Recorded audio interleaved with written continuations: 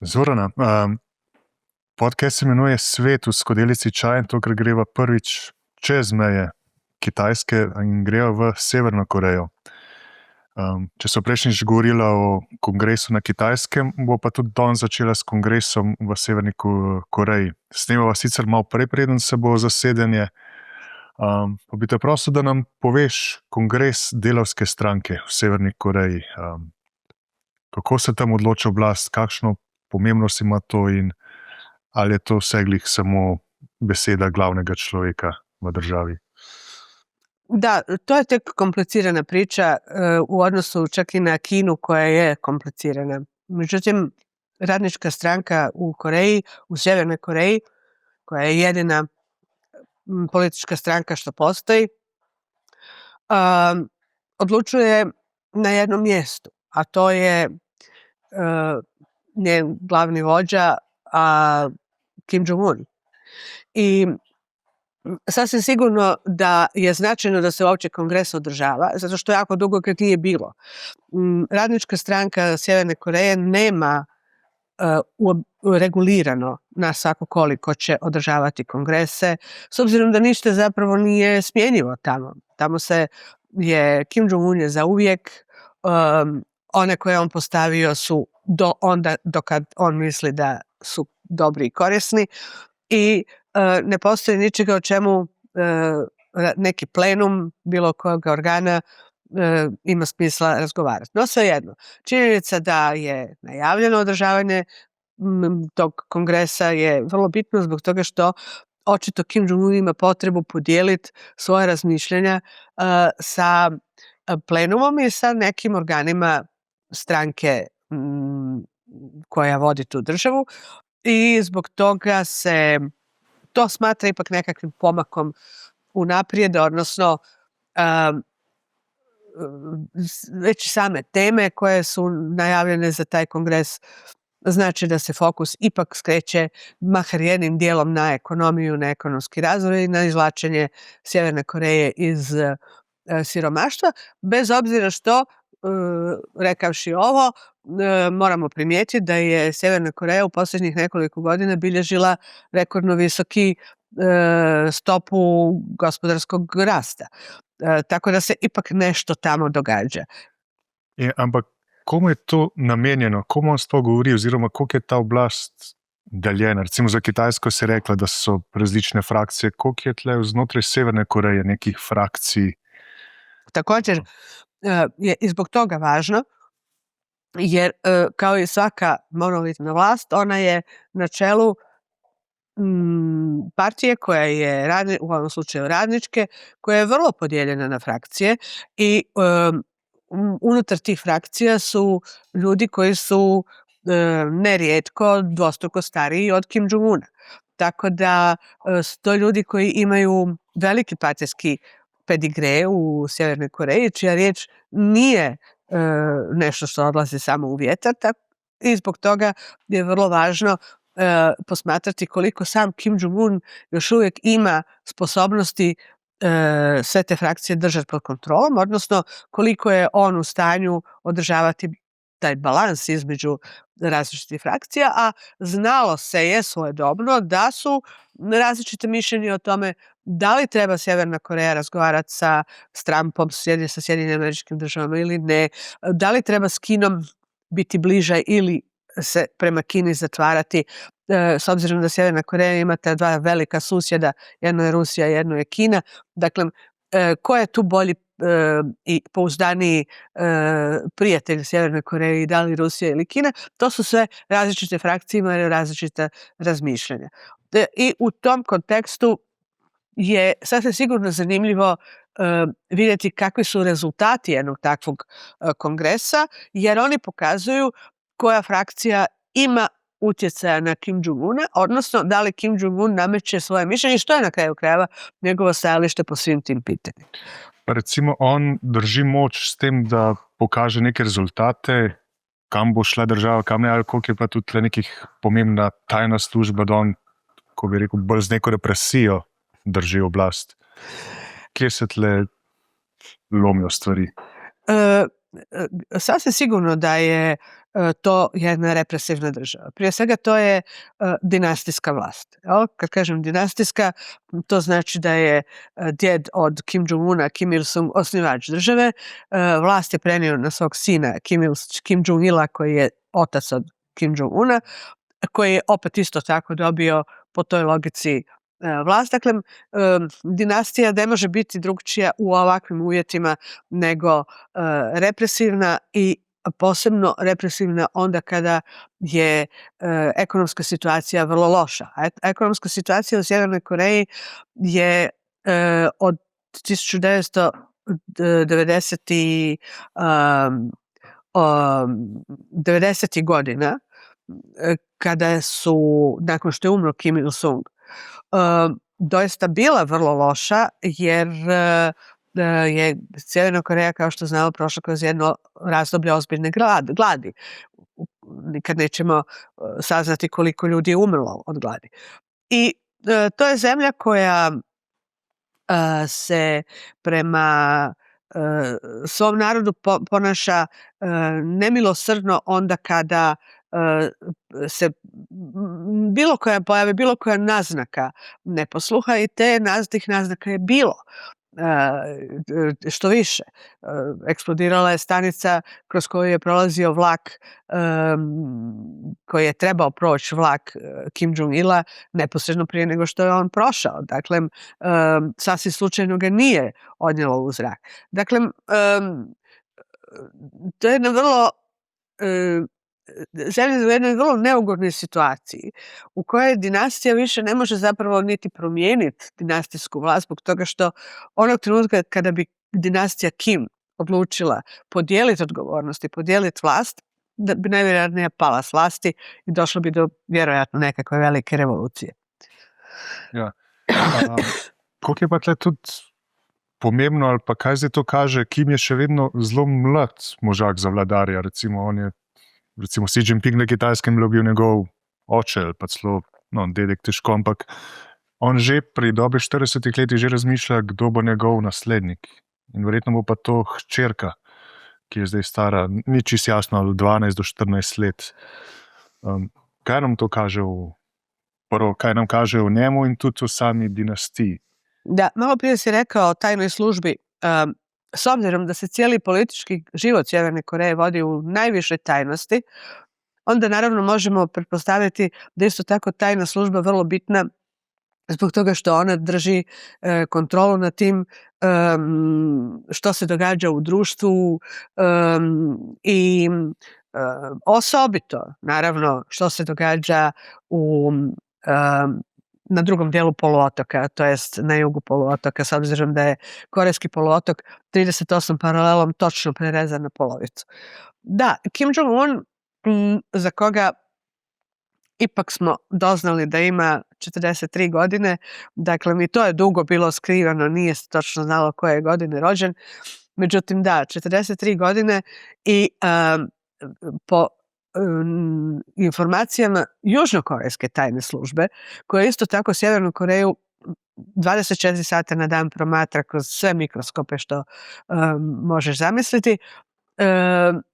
Dakle, informacije od tajne službe Južne Koreje je da će Kim Jong-un uskoro objaviti da je njegova kćer Jue nasljednica na vlasti, i to se po mnogo čemu vidjelo i do sada, jer sada se im pojavljivala na vrlo neobičan način, doista kao suradnica već sa svojih malo godina u, recimo, lansiranju dalekometnih projektila, u inspekciji tvornice naoružanja, na velikim državnim priredbama i tako dalje. Zašto on hoće imenovati kćer na vlast već sada? Dva su razloga.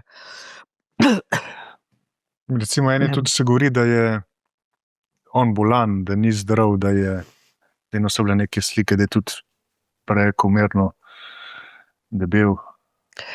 To je jedan od razloga. Jedan je razlog to što on ima velikih zdravstvenih problema. Ima visoki tlak, ima povišeni šećer u krvi.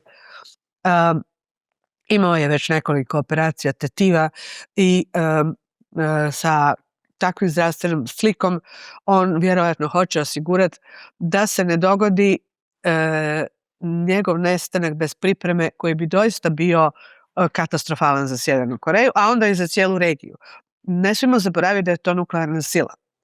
Da je to zemlja koja ima nuklearni arsenal, vjerojatno ne više od 40-50 nuklearnih glava, ali sa usavršenim i sve suvremenim, sve boljim, sve preciznijim projektilima koji te glave mogu nositi. I komandu na tim ima Kim Jong-un. Dakle, ako bi on nestao, mi bismo imali jednu zemlju u rasulu s nuklearnim naoružanjem, što je iznimno opasno. Drugi razlog je što je on ipak bitno različit vladar od svojega oca i svojega djeda. I on pokušava institucionalizirati neke stvari koje ne želi reformirati.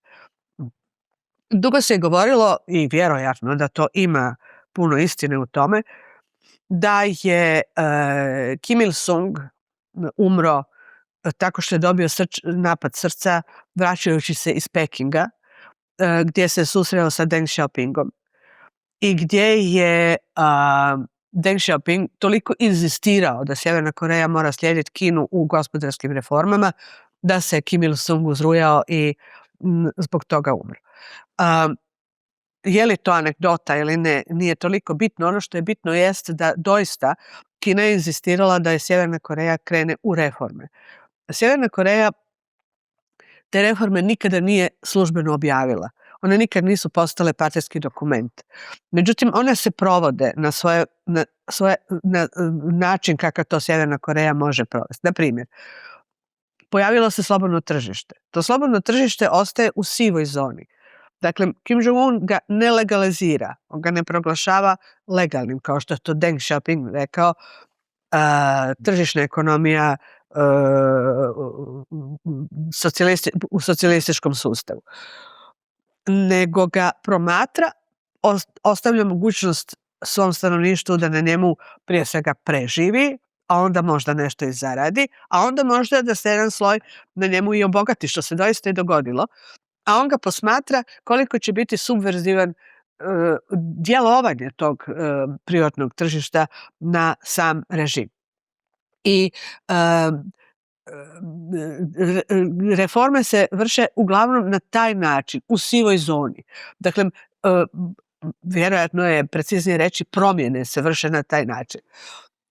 No, Kim Jong-un, s obzirom da je on ipak vladar mlade generacije, koji i sluša mladu generaciju, on i čuje puno bolje što mlada generacija očekuje nego što su to mogli njegov otac, dobro, djed je živio u neka druga vremena, i on pokušava na neki način institucionalizirati makar neke stvari i vidimo da se uključivo i partijski kongresi, dakle i to treba postati neka vrsta institucije, a tako i imenovanje nasljednika, odnosno nasljednice, koje je vrlo interesantno zbog toga što se radi ne samo o djetetu, nego o djevojčici. Dakle, Sjeverna Koreja će, ako sve prođe kako je zamišljeno, imati prvu ženu na svom čelu, što je doista teško zamislivo, s obzirom da znamo da je to jedan militantni režim gdje su generali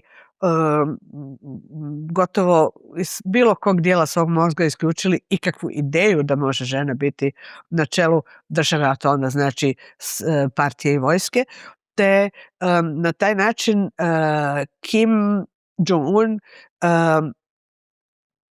unosi nešto doista važno novo, a po svemu sudeći mu je važno to novo testirati dovoljno unaprijed, ne bi li vidio kakvi će sve biti otpori, sa koje strane i kakve reakcije, ne bi li mogao reagirati još dok je u punoj snazi i svoju odluku obraniti.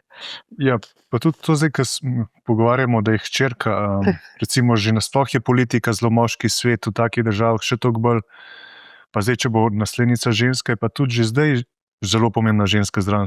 Njegova sestra, verjetno oseba, kateri on najbolj zaupa na svetu. Tudi recimo, ko bo nekdo kaj preda na kakšnih zasedanjih, to vzame samo sestre, ker se boji, da ga bo nekdo ali zastrupil, ali se pravi, zelo stavi na neko tudi žensko moč, ne glede kakršna država že je. Tako je, da. On je svoju sestru ovlastio, tako da je jedno vrijeme čak bila spekulacija da bi ona mogla biti nasljednica, međutim nema razloga da se to spekulira s obzirom da razlika u godinama između njih nije tolika da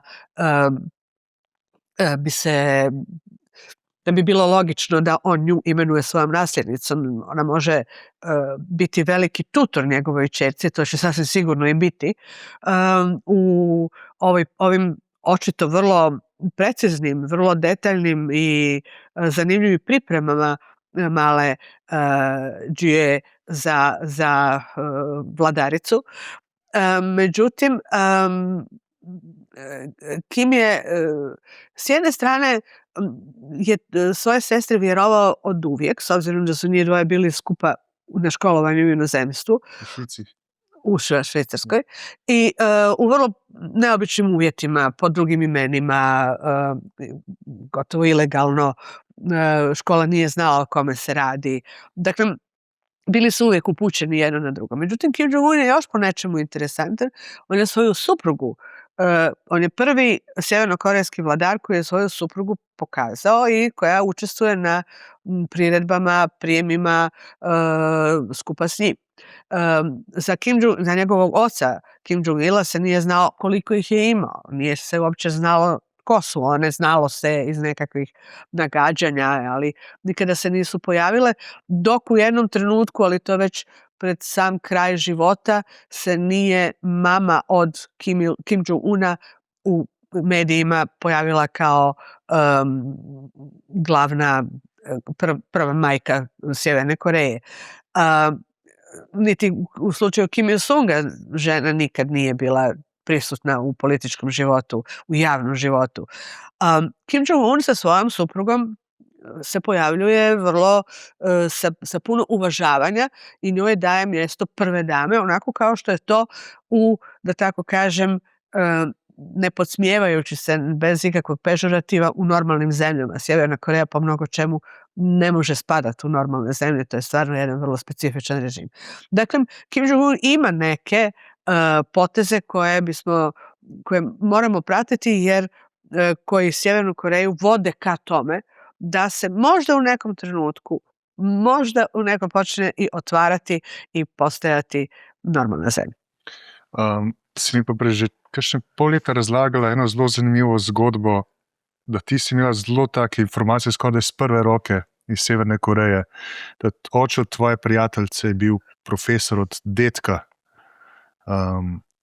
In potem, ko so tvoje prijateljice so pa tudi zelo potovale na dvor v Severno Korejo. To se sliši zelo zanimivo in zdaj bi te prosil, da nam poveš, zakaj se gre.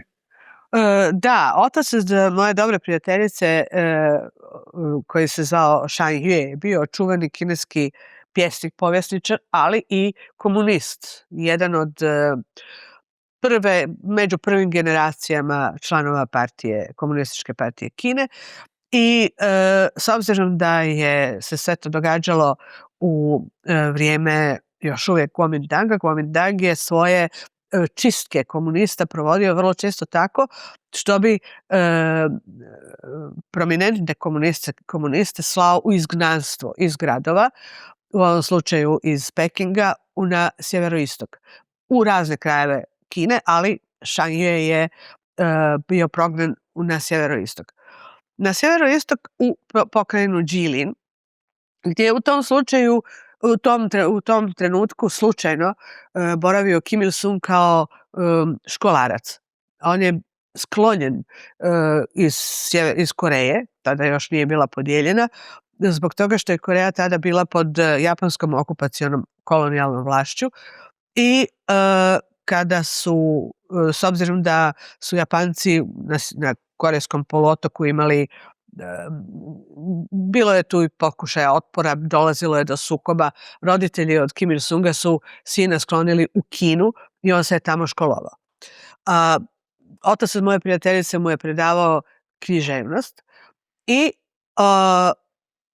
nekako su se prepoznali kao osobe, iako je naravno Kim Il-sung bio puno mlađi, kao osobe zajedničkih interesovanja, i Shan Yue je njemu počeo zapravo govoriti najprije o progresivnoj takozvanoj avangardnoj poeziji koja je dolazila od strane iz komunističkih pera, a onda o marksizmu. To je bilo zapravo prvi puta da je Kim Il-sung čuo za Marksa i marksizam. Inače govorio izvanredno kineski, potpuno tečno. I kada se je vratio u Sjevernu Koreju, njega je inspiracija njegovog profesora držala dugo i nikada ga nije zaboravio. Za svakog diktatora koga ja kroz povijest pratim, uvijek se govori nešto lijepo i to je vrlo interesantno. Tako je za Kim Il-sunga je moja prijateljica i njezina sestra da su govorile da je vrlo topao čovjek, da je bio uvijek vrlo pažljiv domaćin.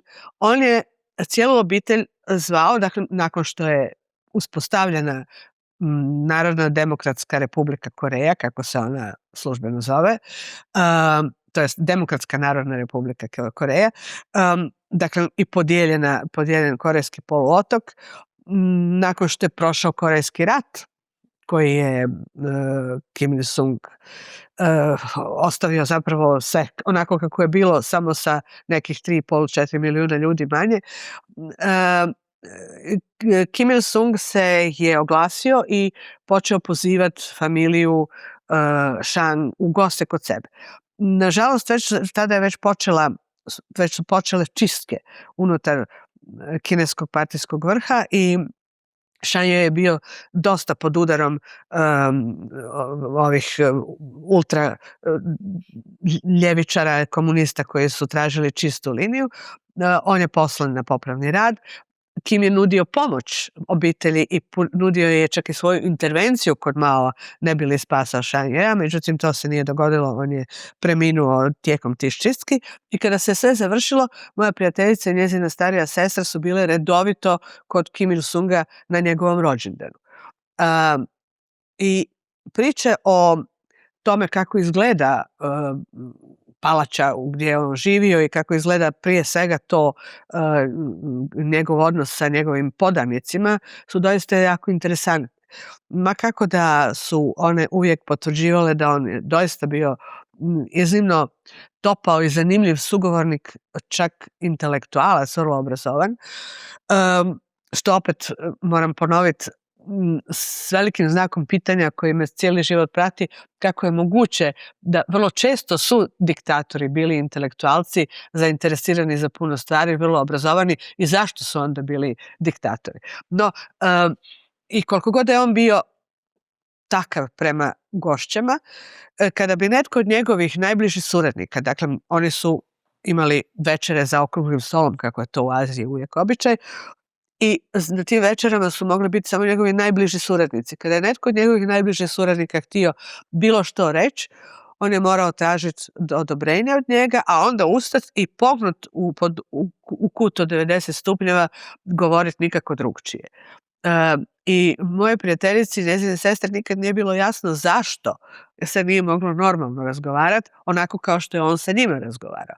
No ono što su primijetile isto tako, već tada, dakle govorimo o 80. godinama prošloga stoljeća, je da kada bi Kim, koji je odlazio prvi s večere na spavanje, onog trenutka kada bi on otišao, bi nastao grabež svega sa stola. Dakle, govorimo o privilegiranoj grupi najbližih Kim Il-sungovih suradnika, koji sasvim sigurno nisu niti željni, niti gladni, niti u bilo kakvoj financijskoj problemu, koji kradu sa stola onog trenutka sve što je ostalo. A naravno da kažem tako, dvoru Kimova, u toj ogromnoj palači sa ne znam koliko desetina spavačih soba i dvorišta, se je uvijek iznimno dobro jelo. Dakle, tu su bili i veliki rakovi, i dobra riba, i meso, sve vrste alkoholnih pića koje bi onda ta njegova najbliža krug suradnika trpali u svoje džepove i nosili doma. Hoću reći, već su tada one primjećivale da je korupcija u Sjevernoj Koreji nešto što je veliki problem, i ne samo da je problem, nego je neobična. Da do te mjere ide da Kim čak svoje najbliže suradnike je morao posebno nagrađivati, a i dalje nisu bili, i to nije bilo dovoljno. No, one su odlazile i nakon Kimove smrti, one su bile jedine pozvane na komemoraciju kada je Kim Jong-il već preuzeo vlast, i moja prijateljica je zapravo primijetila da se u Sjevernoj Koreji sprema velika gospodarska katastrofa. Namjerno je rekla da se ozlijedila da li može dobiti alkohola. Nije bilo u ambulanti alkohola, nije bilo zavoja, nije bilo anestetika, nije bilo ničega. Oni koji su je vodili, koji su je pratili omogućili su im i putovati kroz Sjevernu Koreju, su potiho molili da li mogu ostaviti aspirine i sve što imaju, što su ponijele sa sobom, jer ničega nije bilo. I zapravo se je vrlo jasno vidjelo da je Sjeverna Koreja zapustila apsolutno svu svoju industriju, da ništa ne proizvodi, da su tvornice zahrđale i da narod doista iznimno teško živi. Dakle, da je već glad počinjala. Kad imamo to na umu, onda ovo što radi Kim Jong-un, koji obnavlja i proizvodnju i otvara, sve to može izgledati i naravno kao Potemkinova sela, međutim on otvara razne turističke rezorte sa idejom da će tu dolaziti i strani turisti. Dakle, on ipak tu ekonomiju gura naprijed, i u 24. godini, za 25. još ne znam, ali u 24. godini je prvi puta gospodarska rast bila 3,4%, što je ipak rast. No, u svakom slučaju, ta promjena koju Kim Jong-un donosi ide na ovaj način koji sam rekla, ne eksplicitno zadana, ovako kao što to Kinezi rade, nego kroz sivu zonu koja se onda ponegdje ponešto institucionalizira kao normalno. Kako pa sploh vemo, kaj se zares dogaja v tej državi? Koliko je res lačnih ljudi, ali je to in koliko je res zaposlenost res velika? In ko gre tle za neko propagando eno ali pa drugo smer? Kje je zdaj tle neka realnost življenja v Severni Koreji?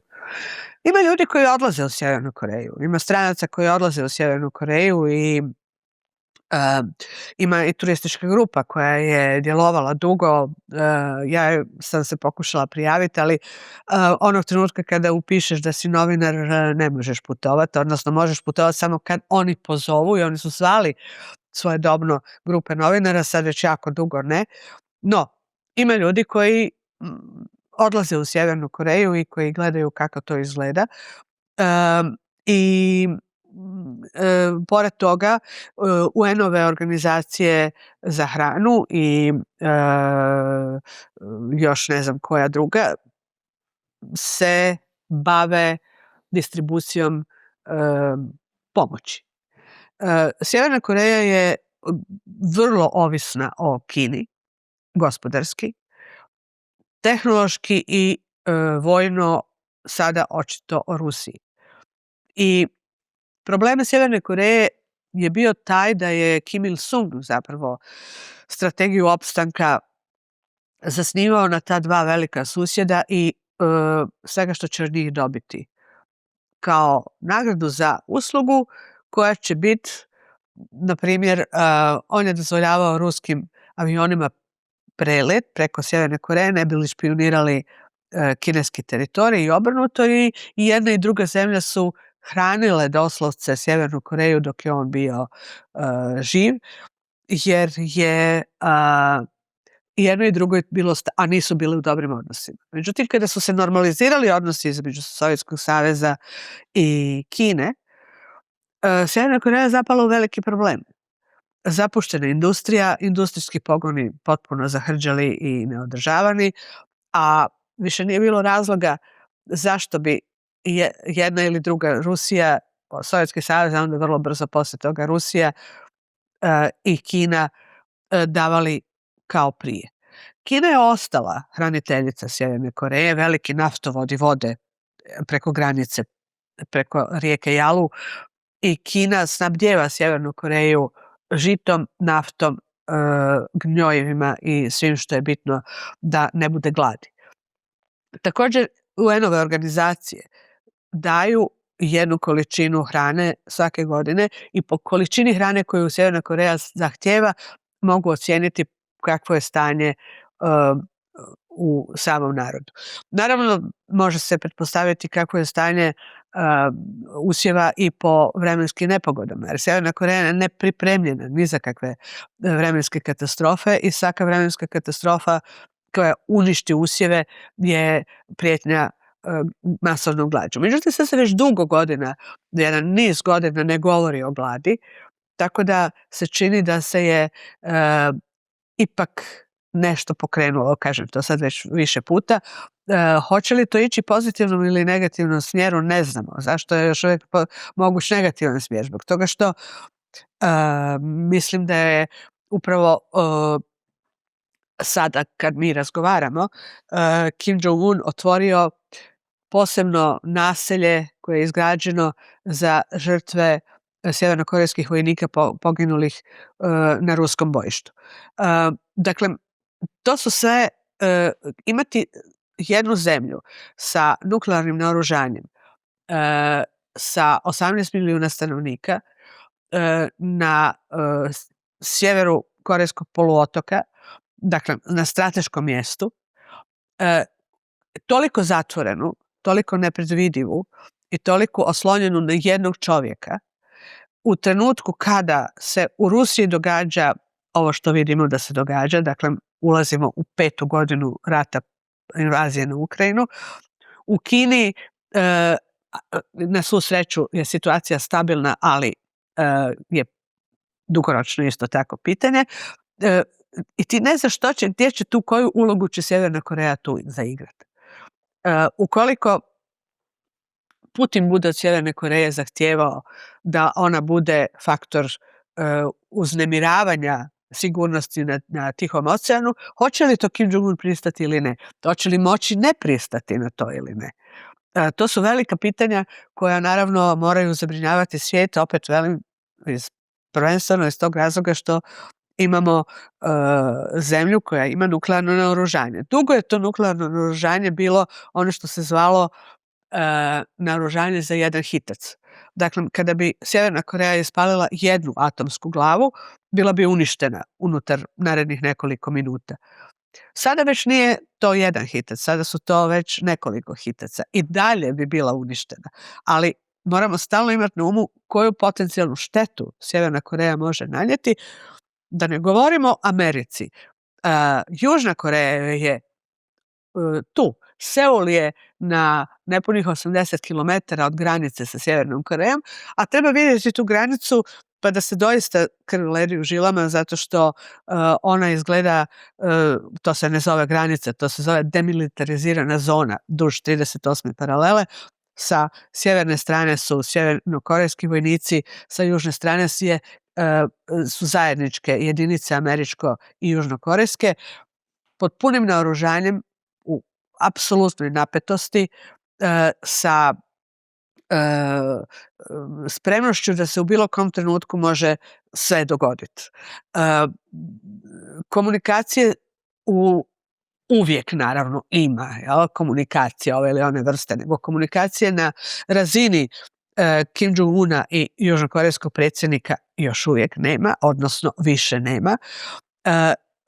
Industrijska zona Kaesong, koju je svojedobno Južna Koreja još pod Kim Da-jungom otvorila i počela razvijati, ne bi li se angažirala Sjeverna Koreja u gospodarsku suradnju i ne bi li investicije iz Južne Koreje počele ulaziti u Sjevernu, jer je to zamišljeno kao prva faza neke vrste integracije Korejskog poluotoka. To je zatvoreno i vrlo su male šanse da će to ikada više biti otvoreno. I sada je ključno pitanje da li će Donald Trump htjeti ponoviti svoj veliki iz prvoga mandata, što ja osobno ne vidim da će se, barem ne još, dogoditi, jer ne vidim da on ima za to vremena, energije niti koncentracije. On je sada zaokupljen sa puno više vrlo bitnih pitanja nego što je to Sjeverna Koreja i plašim se da on za to sada više nema strpljenja. Tle pa tudi skoraj malo zabavno, ko sem imela to mejo, kako je polno orožja na eni in drugi strani, na koncu pa vojskovanje poteka tako, da si pošiljajo prek velikih balonov smeti in en drugim spuščajo propagandna sporočila oziroma popularno glasbo. Se pravi, propagandna sporočila gre iz Severne Koreje v Južno Korejo, nasprotno gre pa, ne vem, K-pop. Tako skoraj da malo komično vse skupaj zgleda, glede na to, kakšno orožje je na obeh stranih meja. Da, to izgleda doista komično, jer Južna Koreja svako malo, sad su dronove slali, ali su slali te balone napunjene lecima o informacije o zdravlju Kim Jong-una, na primjer, i naravno kazetama ili CD-ovima sa K-pop ili sa korejskim serijama koje su u Sjevernoj Koreji omiljene. Iz literature, iz književnih, odnosno iz biografija koje su pisali bjegunci iz Sjeverne Koreje, vidimo da u Sjevernoj Koreji postoji tržište tih južnokorejskih drama i tako dalje. Ja sam nedavno čitala da su školarci koji su gledali Squid Game strijeljani, dakle da su kazne strašne. Sjeverna Koreja na sve moguće načine pokušava zaštititi svoju propagandu koja kaže da je u Južnoj Koreji glad, da su Južnokorejci sluge stranaca, da tamo ničega nema zdravoga i dobroga. Samo jedna digresija, ja kad sam odlazila na granicu, to je procedura, moraš se prijaviti i onda se mijenja jedan autobus, drugi autobus, treći autobus. U prvom autobusu nas pregledaju, ali već smo dobili upute da nipošto ne smijemo ići u onim razrezanim trapericama. Dakle, traperice nisu poželjne uopće, a osobito razrezane traperice nikako. Zašto? Jer Sjeverni Korejci posmatraju svakoga ko dođe na granicu i kada vide da smo tako odjeveni, to će slikati i koristiti za svoju propagandu, ne bi li svojem narodu rekli kako tamo ljudi nose dronjavu odjeću jer nemaju ništa što valja. Jer vidjeli smo što se dogodilo u Korejskom ratu i vidjeli smo što se dogodilo u nekoliko provokacija koje je Sjeverna Koreja napravila kada je oboren južnokorejski avion, pogođen južnokorejski brod i tako dalje. Dakle, potencijala za uništenje je sasvim dovoljno tamo. Ja. Že kar, mislim, nekaj Slovencev je pa že šlo tudi v Severno Korejo kot turist prek agencij. Koliko ti to svetuješ, da grejo ta, predvsem v smislu, koliko realno sliko se lahko tam seglih vidi, ko si v nekem takem zelo nadzorovanem obisku? Ker pa tudi vemo, recimo, tle bil nek ameriški turist, ki je samo vzel plakat v hotelu, ki ga je hotel ne za spomin in so ga dobesedno ubili. Ne v Severni Koreji, ampak to, ki je bil bolan, ki je prišel domov v Ameriko, da je umrl. Sjeverna Koreja je opasno mjesto, tu nemamo o čemu razgovarati.